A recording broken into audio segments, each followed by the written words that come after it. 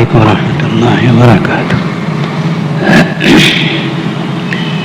الحمد لله نحمده ونستعينه ونستغفره ونؤمن به ونتوكل عليه ونعوذ بالله من شرور أنفسنا ومن سيئات أعمالنا. من يهده الله فلا مضل له ومن يضلله فلا هادي له. ونشهد أن لا إله إلا الله وحده لا شريك له. ونشهد أن سيدنا ونبينا ومولانا محمدا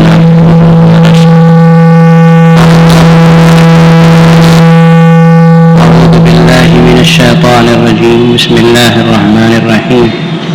شهر رمضان الذي أنزل فيه القرآن هدى للناس وبينات من الهدى والفرقان فمن شهد منكم الشهر فليصم.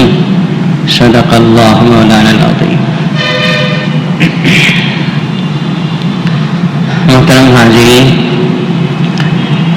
جیسا کہ آپ حضرات واقف ہیں، ابھی 1-2 دنوں کے اندر ہم اور آپ خوش نصیب ہوں گے کہ رمضان المبارک ہم پر سایہ فگن ہوگا.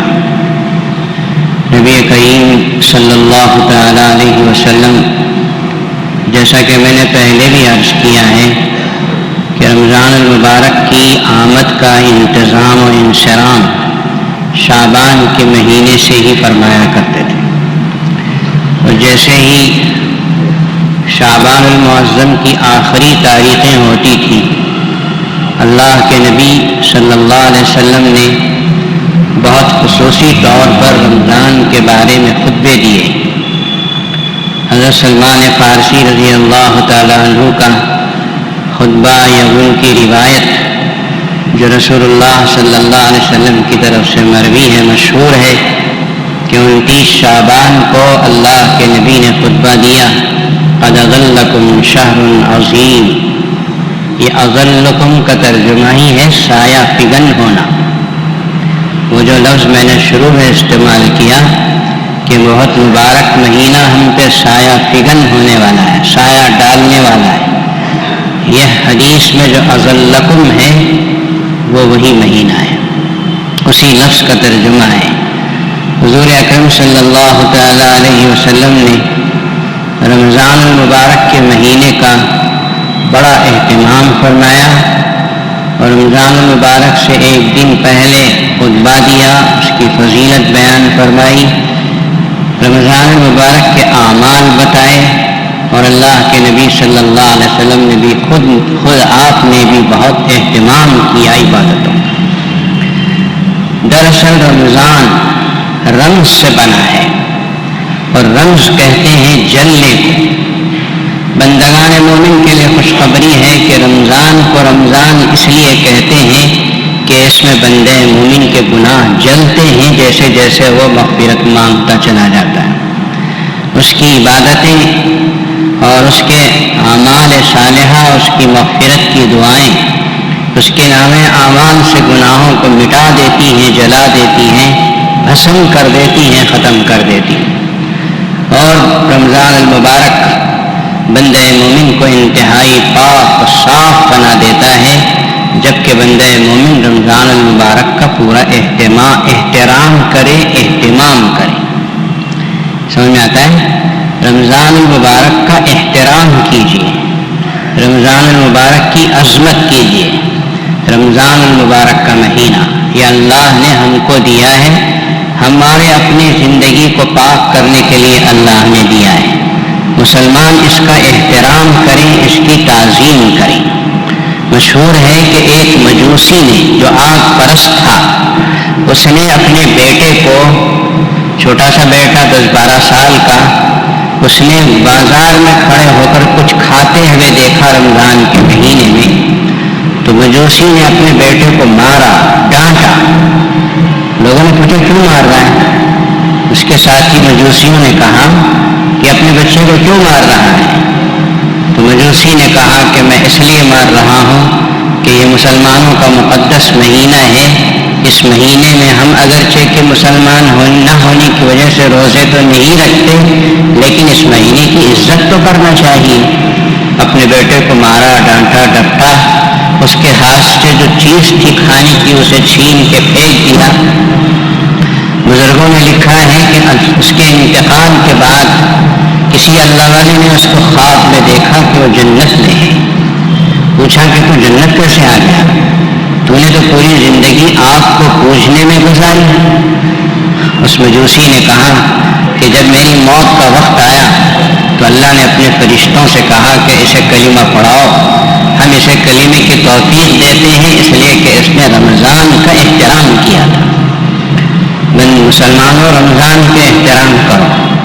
آج کل تو خود مسلمان احترام نہیں کرتے، غیر مسلموں سے کیا امید کریں؟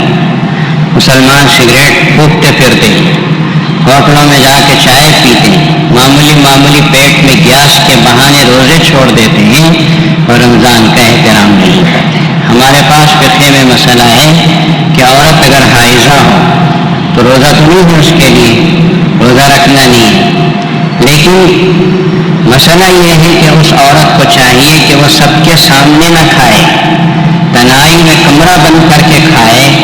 اگر کھائے بغیر بھی رہ سکتی ہے تو رہے، لیکن چونکہ اس کو خون بہت جاتا ہے، حیض کا خون، کمزوری نہ ہو اس وجہ سے اسے کھانے کی اجازت تو ہے، لیکن اپنے بچوں کے سامنے کھانا، کسی کے سامنے کھانا، یہ رمضان المبارک کے احترام کے خلاف ہے۔ رمضان کا احترام ضروری ہے، صرف کھانے پینے میں نہیں، اپنی زبان کو گالی گلوچ سے بچانے میں، غیبت سے بچانے میں، جسم کے سارے اعضاء کو گناہوں سے بچانا، یہ رمضان المبارک کے احترام میں داخل ہے۔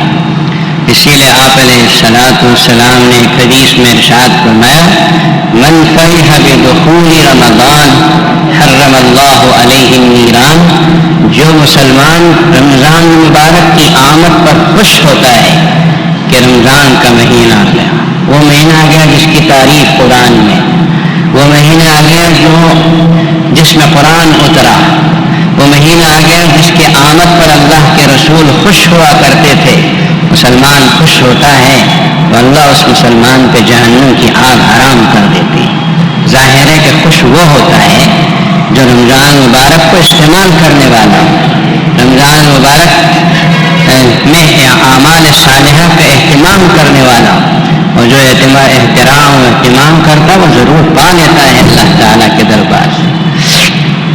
ایک اور حدیث میں نبی کریم صلی اللہ علیہ وسلم ارشاد فرماتے ہیں کہ رمضان سال کا دل ہے، رمضان پورے سال کا دل ہے۔ دوسری حدیث کو ملا لیجیے، ایک اور حدیث میں آپ نے فرمایا کہ انسان کے سینے میں ایک گوشت کا ٹکڑا ہے، اگر وہ درست ہو تو سارا جسم درست، اور اگر وہ غلط ہو تو سارا جسم غلط ہو جاتا ہے۔ تو انسان کے سینے میں دھڑکنے والا دل صحت مند ہے تو سارا جسم صحت مند، اور اگر یہ خراب ہو جاتا ہے تو سارا جسم خراب ہو جاتا ہے، آدمی بیمار اور مریض ہو جاتا ہے۔ اسی طرح رمضان سال کا دل ہے، اسے اچھا گزارو سارا سال اچھا رہے گا، اسے اگر برا کرو گے، روزے نہیں، نمازیں نہیں، تلاوتیں نہیں، کھاتے پیتے غلط انسانوں کی طرح زندگی گزارو گے تو نوٹ کر کے رکھو کہ تمہارا پورا سال بھی اسی طرح خراب ہی خراب گزرے۔ حضرت مجدد الفسانی رحمۃ اللہ علیہ ہندوستان کے بڑے بڑے بزرگوں میں سے ایک ہیں، ان کے دو قول میں نقل کر رہا ہوں۔ ایک میں انہوں نے ارشاد فرمایا کہ رمضان المبارک، اس کی رحمتیں اور برکتیں ایک سمندر کے مانند ہیں، اور پورے 11 مہینوں کی رحمتیں اور برکتیں اس کے سامنے قطرے کی حیثیت رکھتی۔ اندازہ لگاؤ 11 مہینے کے کتنے ایام ہیں، اور رمضان مبارک کا مہینہ 30 دنوں والا، 30 دنوں میں اتنی رحمتیں اور برکتیں ہیں کہ سمندر سے اس کو تشبیہ دی۔ اور باقی مہینوں کی جو رحمتیں اور برکتیں ہیں، حالانکہ اس میں بھی جمعہ کا دن ہے، شب جمعہ آتا ہے، شب برات آتی ہے، اور بہت سی چیزیں، اس کے باوجود آپ علیہ السلام کی اس حدیث کی شرح میں حضرت مجدد الفسانی رحمۃ اللہ علیہ نے فرمایا کہ پورے 11 مہینوں کی برکتیں رحمتیں ایک قطرے کے مانند ہے سمندر کے سامنے۔ اسی حدیث رمضان دل ہے، اس حدیث کی شرح میں حضرت مجدد القسانی رحمۃ اللہ علیہ نے ایک اور عجیب بات کہی. اللہ والوں کی باتیں عجیب ہوتی ہیں، بہت غور سے سمجھیے. حضرت فرماتے ہیں کہ رمضان المبارک کا مہینہ معیار ہے. تمہارا رمضان المبارک جیسا گزرے گا، آنے والے اس کے بعد کا پورا سال اسی طرح سے گزرے گا. اگر اچھا جمعیت کے ساتھ دل جما کے عبادت کے ساتھ گزارو گے تو باقی آنے والے پورے 11 مہینے اسی جمعیت اور عبادت کے ساتھ گزریں گے. اور اگر رمضان کو تفرقے کے ساتھ گزارا، نہ عبادت میں دل لگ رہا، نہ روزے رکھ رہا ہے، کھا رہا ہے، پی رہا ہے، بالکل پراگندگی کے ساتھ رمضان کو گزارا تو پورا سال ویسے ہی گزرے گا. حضرت نے مثال دی ہے، حضرت مجدد القسانی علیہ الرحمہ نے مثال دی کہ اگر کسی نے رمضان میں سحری کے لیے اٹھ کر وقت ہے اس لیے تہجد کی نماز پڑھا 4 رکعت، تو سارے سال کو اللہ تعالیٰ اس کے لیے تہجد کی عادت دے دیتے ہیں کہ یہ تہجد کی نماز پڑھے گا. اگر رمضان المبارک کے مہینے میں کسی نے آنکھ کی حفاظت کی کہ یہ برکت والا مہینہ ہے، اس مہینے کو آنکھ بچانا چاہیے، فلم نہیں دیکھا، ٹی وی نہیں دیکھا، راستے میں گھومنے والی بے پردہ بے حیا عورتوں کو گھورا نہیں، آنکھ کی حفاظت کی، کان کو بچایا، پورے 11 مہینے حفاظت کی توفیق اللہ تعالیٰ دے دے. سمجھ آ رہا ہے؟ معیار ہے رمضان المبارک کہ اس مہینے کو جیسا گزارو گے پورے 11 مہینے اللہ تبارک و تعالیٰ ویسے گزارنے کی تمہیں توفیق عطا فرمائے. اللہ کرے کہ رمضان کے احترام میں ہم رمضان کو اچھا گزار لیں، باقی 11 مہینے اللہ کے حوالے. اللہ تعالیٰ صحیح طریقے سے گزارنے کی توفیق عطا فرما دیں. اور پھر رمضان المبارک کے مہینے میں ایک اور حدیث میں آپ کو عرض کروں، پیغمبر خدا صلی اللہ تعالیٰ علیہ وسلم نے ارشاد فرمایا ان للہ تعالی عتقاء فی کل یوم ولیلہ. رمضان کی ایک خصوصیت یہ کہ رمضان کے ہر دن میں اور رمضان کی ہر رات میں جہنم سے بہت سے لوگوں کو آزاد کیا جاتا ہے. اس میں پتہ نہیں ہمارے کتنے رشتہ دار ہوں، ہو سکتا ہے ہمارے ماں باپ ہوں، ہو سکتا ہے ہمارے دوست و احباب ہوں، کتنے کے چلے گئے ہمارے رشتہ داروں دوستوں میں. تو ہر دن ہر رات بے حساب لوگوں کو جہنم سے آزاد کرتے ہیں. زندہ بندہ مومن اگر ہاتھ اٹھا کے کہہ دے کہ یا اللہ تیرا کوٹا ہے رمضان کے دنوں میں راتوں میں آزاد کرنے کا، میرے ماں باپ کو بھی آزاد کر دے، میرے بھائیوں کو بھی آزاد کر دے، میری بہنوں کو آزاد کر دے، میرے وہ دوست ذرا نافرمان تھے ان کو بھی آزاد کر دے. رمضان کا مہینہ، ایک بزرگ نے کہا، ایک اللہ والے نے کہا کہ چیک کیش کرنے کا زمانہ ہے. کسی کے پاس چیک ہو اور جا کے بینک میں دے تو جیسے فوراً کیش مل جاتا ہے، اس طرح چیک کو کیش کرنے کا زمانہ ہے. کوشش کرو اللہ تبارک و تعالیٰ سے خوب حاصل کرنے کی. اسی لیے آپ علیہ الصلاۃ والسلام نے ارشاد فرمایا وَإِنَّ لِكُلِّ مُسْلِمٍ فِي كُلِّ يَوْمٍ وَلَيْلَةٍ دَعْوَةٌ مُسْتَجَابَةٌ. ایک خصوصیت تو یہ بیان کی کہ رمضان کے دن اور رات میں بہت سے لوگوں کو آزاد جہنم سے کیا جاتا ہے. دوسری خصوصیت اسی حدیث کے دوسرے جملے میں فرمایا کہ رمضان المبارک کے ہر دن میں اور ہر رات میں ایک مقبول دعا ضرور ہوتی ہے. صبح سے لے کے شام تک آپ کی ایک دعا ضرور قبول ہونے والی ہے. آپ صبح سے شام تک ہر نماز کے بعد ہر تلاوت کے بعد کچھ نہ کچھ مانگیے، پتہ نہیں کون سی وہ مقبول دعا ہو، آپ کی اللہ تعالیٰ لے لیں گے. اس دعا کو ہم ضرور قبول کر کے اس کو عطا کریں. اسی طرح رات میں تراویح کے بعد دعا کی، تراویح کے بعد بیٹھ کر کچھ قرآن پڑھ کے دعا کی، تراویح کے بعد جا کے سو گئے، تہجد میں اٹھ کے دعا کی، اس وقت کی دعا کو رد کرتے ہی نہیں اللہ تعالیٰ. تو ہر بندے مومن کے لیے دن میں اور رات میں ایک دعا ضرور مستجابہ قبول کی جاتی ہے. بندے مومن مانگے تو ضرور اللہ تعالیٰ اس کو قبول کرتے ہیں. حدیث پاک میں ہے کہ بندے مومن ہاتھ پھیلاتا ہے اور اللہ تعالیٰ کے حضور مانگتا ہے. تو آپ نے فرمایا کہ وہ حدیث میں الفاظ ہیں کہ تم رو اللہ کے حضور ہاتھ اٹھا کے، دینے والا تو وہ ایک ہی ہے، کائنات کو کوئی اور دیتا نہیں، کوئی انسان دیتا ہے تو اللہ دل میں ڈال کے اس کے ہاتھ سے دلاتے ہیں۔ تو ابکو حدیث میں ہے کہ رو۔ اب کوئی آدمی کہتا ہے کہ مجھے رونا ہی نہیں آتا، تو آپ علیہ الصلوۃ والسلام نے ارشاد فرمایا، قربان جائیے اللہ کے رسول پر، فَإِن لَّمْ تَبْكُوا فَتَبَاكُوا، اگر رونا نہیں آتا تو رونے کی صورت بناؤ۔ رونا نہیں آتا ہے تو رونے کی صورت بناؤ۔ بڑا ہندوستان کے بڑے شاعر غالب نے بڑی عجیب بات کہی تھی کہ بنا کر فقیروں کا ہم بھیس غالب، فقیر تو نہیں ہے ہم، لیکن بھیس بناتا ہے کوئی آدمی، میں غریب ہوں، میں فقیر ہوں، کسی مالدار کے پاس جا کے مانگتا ہے، مالدار دیتا ہے کہ فقیر آدمی مانگتا تو مالدار دے ہی دیتا ہے۔ اب اللہ کا اور بندے کا معاملہ تو یہ ہے کہ سچ مچ فقیر ہے بندہ اللہ کے سامنے، تو بنا کر فقیروں کا ہم بھیس غالب تماشائے اہل کرم دیکھتے ہیں۔ اہل کرم دنیا کے اہل کرم کے تماشے دیکھتے ہو، سچا جو اہل کرم ہے اللہ پاک، اس کے سامنے اگر رونے کی کوئی شکل بنا لے، کیا مجال ہے کہ اللہ اس کو واپس کر دے؟ یہ ہو ہی نہیں سکتا کہ اللہ تعالیٰ اس کو خالی ہاتھ لوٹا دے۔ اسی لیے آپ صلی اللہ علیہ وسلم نے فرمایا کہ ابکو، رو، چھوٹے بچے کی طرح دہاڑے مار کے رو۔ اگر کسی آدمی کو رونا نہیں ہے تو بعض لوگ ہوتے ہیں ایسے، ہم نے بہت سے لوگوں کو دیکھا ہے کہ رونا نہیں آتا، بڑی سے بڑی مشکل میں بھی رونا نہیں آتا۔ فَإِن لَّمْ تَبْكُوا فَتَبَاكُوا، رونا نہیں آتا ہے تو رونے کی شکل بناؤ، اللہ کے سامنے منہ بگاڑو، رونے کی شکل بنا کے مانگنے کی کوشش کرو۔ اللہ تبارک و تعالیٰ ایک دعا کا 10 دعائیں رمضان مبارک کے دن و رات کو قبول فرماتے۔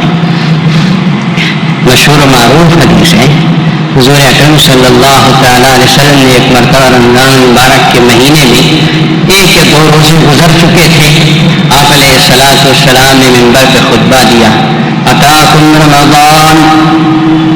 آپ علیہ الصلوۃ والسلام نے فرمایا، لوگوں سنو، رمضان کا مہینہ آ گیا۔ اتاکم رمضان، تم پہ رمضان آ چکا ہے۔ معلوم ہے کیسا مہینہ ہے؟ شہر برکہ، یہ برکت والا مہینہ ہے۔ یغشاکم اللہ فیہ، اس مہینے میں اللہ تمہاری طرف متوجہ ہوتی۔ پہلے مہینے میں تھے نہیں تھے کیا؟ اللہ کی توجہ تو ہر گھڑی ہر آن بندے کی طرف ہے۔ پھر اس جملے کا مطلب کیا؟ یغشاکم اللہ فیہ، اللہ تمہاری طرف متوجہ ہوتی۔ یغشاکم، اس کا ترجمہ ہم نے اردو میں کیا متوجہ ہوتے ہیں۔ حضرت شارح ملا علی قاری رحمۃ اللہ علیہ نے لکھا ہے کہ یغشاکم کا ترجمہ اردو میں صحیح طریقے سے کسی دوسری زبان میں کر ہی نہیں سکتے، اس لیے کہ یغشاکم غشہ کے معنی آتے کسی چیز کا کسی چیز کو ڈھانپ لینا۔ اللہ کی رحمت متوجہ ہوتی ہے، یعنی اللہ کی رحمت بندے مومن کو پوری طرح ڈھانپ لیتی ہے۔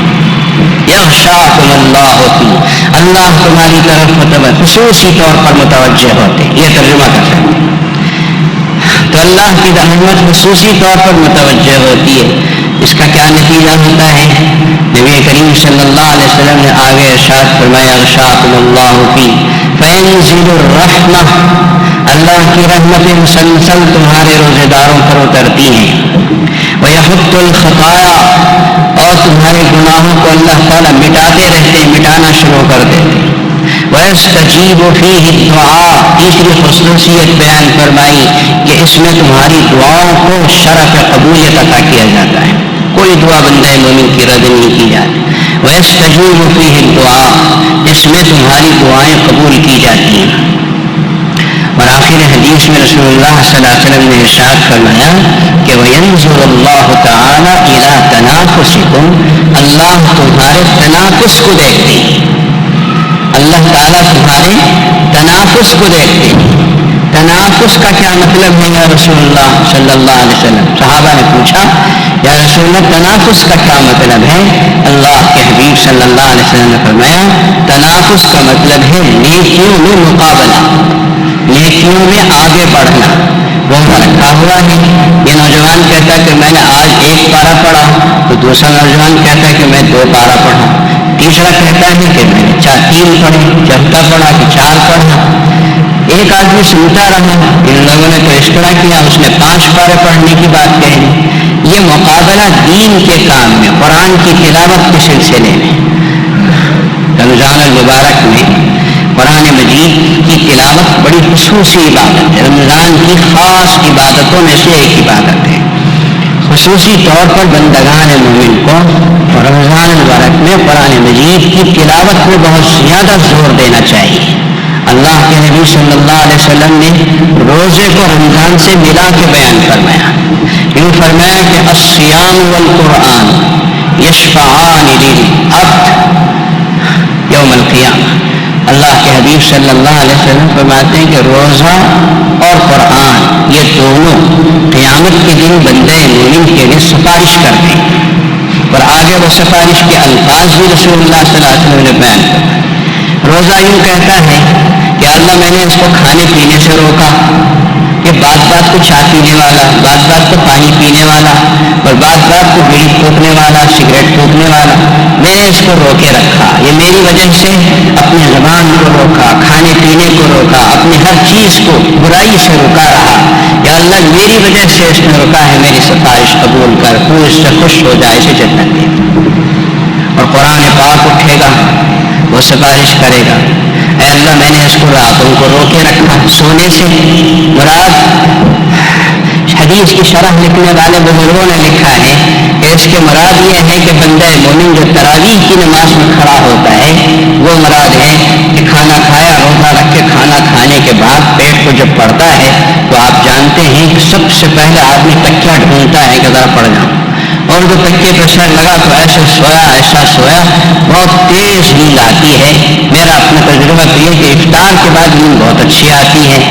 اب بندے مومن کو یاد آتا ہے عشاء کی نماز پڑھنا ہے, تراویح پڑھنا ہے, قرآن حافظ قرآن کی زبان سے قرآن سننی ہے. تھوڑا سا اٹھا, وضو کیا, آ کے تراویح کی نماز میں کھڑا ہو. قرآن کہے گا کہ اللہ میں نے اس کو کھڑایا تھا نیند سے, یہ تو روزہ رکھ کے تھک گیا تھا, تو نے روزے کی سفارش قبول کی تو میری بھی سفارش قبول کر کے میری وجہ سے اس میں تراویح میں کھڑا تھا. اور اگر بندے مومن اس کے بعد پھر قرآن پڑھے, جیسے بزرگوں کا معمول تھا کہ ساری رات قرآن مجید پڑھتے پڑھتے گزر جاتی تھی رمضان میں, ان کی تو بات ہی الگ ہے. ہم اور آپ صرف تراویح کا اہتمام کر لیں, یہی بڑی بات ہے. لوگ آتے ہیں تراویح کی نماز میں 8 رکعت 10 رکعت ہو جانے کے بعد پھر بڑے خلوص سے فرض نماز پڑھتے, عشاء کی الگ کھڑے ہو, یہاں تک کہ تراویح کے 2-4 رکعت ہوتے پھر شریک ہو جاتے ہیں. یہ کوئی عبادت نہیں ہے سمجھیے. اہتمام کے ساتھ عشاء کی نماز جماعت کے ساتھ پڑھو, پھر تراویح کی نماز پڑھو. قیامت کے دن قرآن مجید کہے گا اللہ میری وجہ سے اس نے اپنی نیند کو چھوڑ کر کھڑا رہا, یا اللہ میری بھی سفارش قبول کر کے تو اس سے راضی ہو جا اور اسے جنت عطا فرما دے. اللہ تعالیٰ ان کی دونوں کی سفارش کو رد نہیں فرمائے گا. تو میں عرض کر رہا تھا کہ وَيَنْظُرُ اللَّهُ تَعَالَى إِلَىٰ تَنَافُسِكُمْ, اللہ تمہارے تنافس کو دیکھتے ہیں کہ کون عبادتوں میں ایک دوسرے سے آگے بڑھنے کی کوشش کر رہا ہے. فَارَوْا اللَّهَ مِنْ أَنفُسِكُمْ خَيْرًا, اس لیے رسول اللہ صلی اللہ علیہ وسلم نے اپنے امتیوں کو نصیحت کی کہ میرے امتیوں سنو, اپنے آپ سے خیر بتاؤ, اپنی ذات سے خیر کا کام کر کر کے بتاؤ کہ رمضان المبارک میں کوئی شر کا کام تو بھائی طرف سے نہ ہو. فَأَرَوْا اللَّهَ مِنْ أَنفُسِكُمْ خَيْرًا, اپنی طرف سے خیر ہی خیر بتاؤ کہ منہ کھول رہا ہے تو اچھی بات کر رہا ہے, چل کے جا رہا تو اچھے کام کے لیے جا رہا ہے, کچھ بھی کر رہا ہو تو اچھے ہی کام کے لیے کر رہا ہے, کوئی غلط کام اس سے نہ ہو رہا ہو. یہ مطلب ہے فَأَرَوْا اللَّهَ مِنْ أَنفُسِكُمْ خَيْرًا کا. بعض لوگ سمجھتے ہیں کہ عبادت کرنے والا, ایک نکتے کی بات سن کے رکھو, عابد کسے کہتے ہیں؟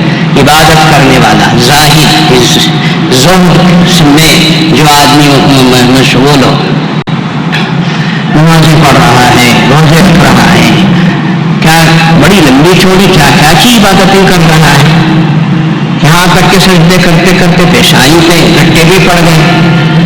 ہمارے اللہ والے بزرگوں نے لکھا ہے کہ زیادہ عبادت کرنے والے کو عابد نہیں کہتے, گناہوں سے بچنے والے کو عابد کہتے ہیں. اسے لکھو اپنے دل کے اوپر. ایک آدمی نمازوں پہ نمازیں پڑھ رہا لیکن گناہوں سے بچ نہیں رہا ہے, جھوٹ بھی بول رہا ہے, غیبت بھی کر رہا ہے, غلط کام بھی کر رہا ہے, فلم بھی دیکھ رہا ہے, سارے برے کام کر رہا ہے اور لمبی چوڑی عبادتیں بھی کر رہا ہے, اسے عابد نہیں کہتے. سب سے بڑا عبادت گزار وہ ہے جو اپنے آپ کو گناہوں سے بچاتا ہے. بس فرض نماز پڑھ لو کافی ہے تمہارے لیے, فرض روزہ رکھ لو کافی, رات پر کھڑا ہونے کی ضرورت نہیں. فرض نماز پڑھو, فرض روزہ رکھو, اپنے آپ کو گناہوں سے بچا لو. زبان کے گناہ, کان کے گناہ, آنکھ کے گناہ, پیروں کے گناہ, جتنے گناہ ہیں اس سے بچا لو. اس سے بڑا عبادت گزار اور کوئی نہیں. فَأَرَوْا اللَّهَ مِنْ أَنفُسِكُمْ خَيْرًا, اس کی شرح میں ہمارے بزرگوں نے, شرح حدیث لکھنے والوں نے یہ لکھا ہے کہ اپنے سے خیر بتاؤ, مطلب یہ کہ اپنے زندگی کے ہر عضو کو گناہ سے بچا لو. یہی سب سے بڑی عبادت ہے. تو دوستو رمضان المبارک سامنے ہے. میں نے کچھ رحمتیں, کچھ برکتیں آپ کے سامنے اس مختصر سے وقت میں پیش کی ہیں, ورنہ تو رمضان مبارک کی رحمتیں اور برکتیں بہت زیادہ ہیں. ایک بات عرض کر کے ختم کروں. مشہور تابعی علامہ ابن الفضل, تابعی کہتے ہیں صحابہ کے شاگرد, تابعی فرماتے ہیں کہ ہم نے صحابہ کے شاگردوں کو رمضان کے سلسلے میں دیکھا کہ 6 مہینے دعا کرتے تھے کہ یا اللہ رمضان دے دے, رمضان دے دے, رمضان دے. اور 6 مہینے کے بعد جب رمضان آ جاتا تو مل گیا, دعا مانگی تو رمضان آ گیا. تو رمضان مبارک گزارتے کوئی لمحہ ضائع کیے بغیر عبادتوں میں گزارتے, اور جب رمضان مبارک رخصت ہو جاتا تھا, روتے دھوتے ہم رخصت کر دیتے, تو اس کے بعد 6 مہینے رمضان کی ہوئی عبادتوں کو قبول کرنے یہ دعا کرتے ہوئے گزارتے. تو 6 مہینے رمضان کو مان رہے ہیں اور 6 مہینے رمضان کی عبادتوں کو قبول کرا رہے ہیں. اس طرح اللہ کے صحابہ اور ان کے شاگردوں کے رمضان گزرتے ہیں. دوستو رمضان المبارک سامنے ہے. رمضان المبارک آنے سے پہلے تیار ہو جاؤ, اپنے کام کاج کو تھوڑا سا کم کرو. مطلب یہ نہیں کہ بند کرو, تھوڑا سا بند کرنے والے بھی اللہ کے بندے ہیں, آپ تھوڑا سا کم کرو. اپنے نوکروں کے اوپر سختی مت کرو, زیادہ کام مت دو, بلکہ ہمارے حدیثوں کی شرح میں یہ بات موجود ہے کہ آپ کے 2 نوکر ہیں تو دکان میں ایک اور نوکر رکھ لو تاکہ کام بڑھ جائے, اور 2 نوکر کے اوپر جو بوجھ ہے وہ 3 پہ آ جائے, کہ رمضان مبارک کی تکلیف زیادہ نوکروں کو نہیں دینا چاہیے. اس طرح خیر کے کام کرو, قرآن مجید کی تلاوت کرو, روزہ فرض ہے روزہ رکھو. جس آدمی کو روزہ رکھنے سے مر جانے کی امید ہے بس اس کے لیے روزہ چھوڑنے کی اجازت ہے. اس کے علاوہ مجھے سر میں درد آ جاتا ہے, مجھے گیس بڑھ جاتی ہے, مجھے فلاں ہو جاتا ہے, مجھے یہ ہو جاتا ہے, یہ لنگڑے بہانے کر کے روزہ چھوڑ دینا ایمان کی کمزوری کی علامت ہے. فرض روزہ رکھنا, تراویح کی نمازوں کا اہتمام کرنا, قرآن مجید کی تلاوت کا اہتمام کرنا, اور پھر حدیث پاک میں 4 چیزیں بیان کی. نبی کریم صلی اللہ علیہ وسلم نے ارشاد فرمایا کہ رمضان مبارک میں 4 باتوں کا اہتمام کرو. ایک چیز آپ صلی اللہ علیہ وسلم نے فرمایا لا الہ الا اللہ, کثرت سے پڑھو. ہمارے اللہ والوں کی تاریخ جب ہم پڑھتے ہیں تو اس میں یہ بات ہے کہ اللہ والے اپنے بارے میں کہتے ہیں کہ میں نے رمضان مبارک میں ایک دن میں اتنے لاکھ مرتبہ کلمہ طیبہ پڑھا لا الہ الا اللہ محمد رسول. ایک دن میں 1 لاکھ 2 لاکھ پڑھ رہے ہیں تو 30 دن میں کتنا ہو گیا, کیلکولیٹر لے کے بعد میں حساب لگا. تو اس طرح دن میں 1 لاکھ, رات میں 1 لاکھ, دن میں 10 لاکھ, رات میں 10 لاکھ, عجیب تعداد پڑھنے والے اللہ والے گزرے. اس لیے کہ حدیث میں ہے. تو پہلی چیز ہے کہ لا الہ الا اللہ کی تعداد پڑھتے رہیے اپنی زبان سے. اور دوسری چیز آپ صلی اللہ علیہ وسلم نے فرمایا استغفر اللہ. پہلے جملے لا الہ الا اللہ میں ایمان کی تجدید ہوتی کہ اللہ کے سوا کوئی معبود نہیں, اور دوسرے جملے میں استغفر اللہ, یا اللہ میں اپنے گناہوں کی مغفرت چاہتا ہوں. 2 جملے یہ ہو گئے, یہ بندے مومن اپنی زبان سے پڑھتا رہے. حضور صلی اللہ علیہ وسلم نے فرمایا کہ یہ لازمی چیز ہے. اور 2 چیزیں مشہور ہے, معروف ہے. آپ صلی اللہ علیہ وسلم نے فرمایا کہ تسألون اللہ الجنہ, تم اللہ سے جنت کو مانگو. تم جنت کے اہل نہیں ہو. ہے کوئی جنت کا اہل ہے؟ آدمی سوچے. ہر آدمی اپنے بارے میں اچھا جانتا ہے کہ میں کتنے پانی میں ہوں. میں بھی جانتا ہوں. آپ میں سے ہر آدمی اپنے بارے میں جانتا ہے کہ میں کتنے پانی میں ہوں. کوئی بھی یہ نہیں کہہ سکتا کہ میں جنت کے قابل بن چکا ہوں. اللہ اپنے فضل سے جنت دے دے. اللہ سے جنت مانگو. تسألون اللہ الجنہ. اور چوتھی چیز اللہ کے نبی صلی اللہ علیہ وسلم نے فرمایا کہ وتعوذون بہ من النار. اللہ سے مانگو کہ اللہ اپنی بنائی ہوئی جہنم سے حفاظت دے دے. اس لیے کہ ہمارے اعمال سب جہنم میں جانے کے قابل کے ہی ہیں. اللہ اپنے فضل و کرم سے ہم کو ہماری مغفرت کر دے. استغفر اللہ میں تو مانگ رہا ہے اور اللہ تعالیٰ ہم کو اپنے فضل کرم سے جنت میں داخل فرما دے. یہ 4 چیزیں اللہ کے نبی صلی اللہ علیہ وسلم نے سکھائی ہیں رمضان المبارک میں. اللہ کرے کہ ہم اس مہینے کا پورا احترام کریں, عظمت کریں, جہاں تک ہو سکے اللہ تعالیٰ کی اور رسول اللہ صلی اللہ علیہ وسلم کی فرما برداری میں گزاریں. اور اللہ تبارک و تعالیٰ ہر فرض, ہر سنت, ہر نفل صحیح ادا کرنے کی ہم سب کو طاقت و توفیق عطا فرمائے. محترم حضرات, جیسا کہ میں نے اس سے پہلے بھی عرض کیا, ایک مسئلہ عرض کر کے اپنی بات عرض کروں. جنازے کی نماز میں عام طور پر یہ دیکھا جاتا ہے کہ لوگ نفل نمازوں میں مشغول ہوتے ہیں اور نماز جنازہ کے لیے انتظار کراتے ہیں. نماز جنازہ فرض نماز کے بعد آپ صرف سنت پڑھ سکتے ہیں, نفل نہیں پڑھ سکتے.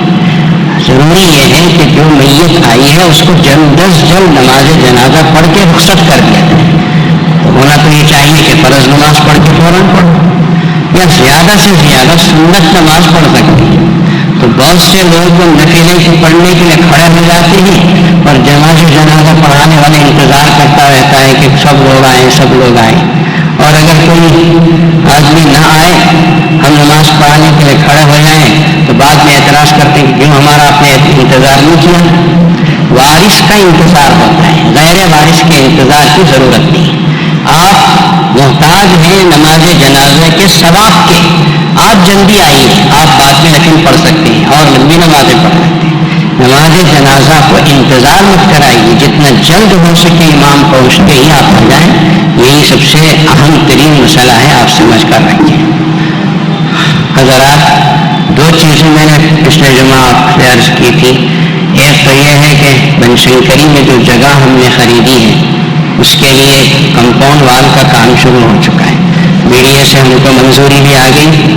اور آج کل کے حالات میں جگہ کی حصار بندی کتنی ضروری ہے وہ آپ اس سے زیادہ جانتے ہیں کہ لوگ راتوں قبضہ کر لیتے ہیں. جگہ اگر پوری جگہ پر نہیں تو بازو بنانے والا جگہ پہ قبضہ کر لیتا ہے. تو یہ شکل ہے صورتحال ہے. اسی لیے ہم نے بنی کپا میں بھی بہت جلدی حصار بندی کرائی تھی. اس وقت 17 لاکھ روپے 61 ایکڑ جگہ کی حصار بندی کے لیے خرچ آیا تھا اور اللہ نے آپ ہی کے ذریعے سے وہ کام پورا ہے. اب یہ بھی جو زمین 2.25 ایکڑ کی ہے اس کی حصار بندی کا کام شروع ہونے جا رہا ہے. 1 فٹ کے لیے جو ہے وہ 1000 روپے کی رقم رکھی گئی ہے. مضبوط, بہترین, پائیدار اس کا کمپاؤنڈ وال بنایا جائے گا. اس کے بعد اس کے اندر عمارت بنائی جائے گی. آپ حضرات میں سے 1, 2, 3 جیسا بھی دے سکتے ہوں گے, یا اور کمزور ہیں تو 2 آدمی مل کر 500 روپے ڈال کے دیں. ہمارا خیال یہ ہے کہ جلد از جلد اس کمپاؤنڈ وال کو بنا کر اس میں عمارت بنائی جائے اور بچیوں کی, نوجوان لڑکیوں کی تعلیم کا انتظام شروع ہو. اور پھر دوسری چیز میں نے عرض کیا تھا کہ پیشاب خانے کا کام تیزی کے ساتھ جاری ہے. رمضان مبارک سامنے ہے. آپ حضرات سے گزارش ہے کہ بڑے ثواب کا کام ہے. انسان کی ضرورت پوری ہوتی ہے اور دوسری طرف جب آدمی پاک و صاف ہوتا ہے تو پھر نماز کے لیے آتا ہے. اور آپ سے گزارش ہے کہ اس کی طرف بھی توجہ فرمائیں. ویسے اللہ نے کرم کیا, فضل کیا, اللہ کا کرم ہے کہ آپ حضرات جامع مسجد کی ہماری اس اپیل پر جو کچھ آپ کر رہے ہیں اس کی وجہ سے جو کام ہوا ہے جامع مسجد کے ٹرسٹ کے تحت میں کروڑوں روپے کا کام, جامع علوم کی بنی کپا کا کام, زمین کروڑوں روپے کی، عمارتیں کروڑوں روپے کی، اور پھر یہ سب کچھ قوم کے نام ہے، آنے والی مسلمان نسلوں کے نام ہے۔ آنے والے یقیناً ہاتھ اٹھا کے کوئی نہ کوئی تو یہ کہے گا یا اللہ ان لوگوں کو خوش رکھ، ان لوگوں کو نجات دے، ان لوگوں کی روحوں کو سکون پہنچا جنہوں نے 5-5 10-10 روپے دے کر آنے والی نسلوں کے لیے کروڑوں روپے کا کام کر دیا۔ کوئی مانگے یا نہ مانگے، آپ کا ہمارا حصہ تو یقیناً اللہ کے پاس ثبت ہو چکا ہے، وہ ثابت ہو چکا ہے۔ اللہ تعالیٰ سے دعا ہے کہ اللہ تعالیٰ اس میں خلوص عطا فرمائے، للہیت عطا فرمائے، اللہ اس کو قبول فرمائے اور رہتی دنیا تک کے لیے اللہ اس سے نفع پہنچائے اور قیامت کے دن ہمارے اور آپ کے لیے صدقہ جاریہ بنائے، ہماری اولاد و افراد کو اسلام و قرآن سے وابستہ فرمائے۔ وآخر دعوانا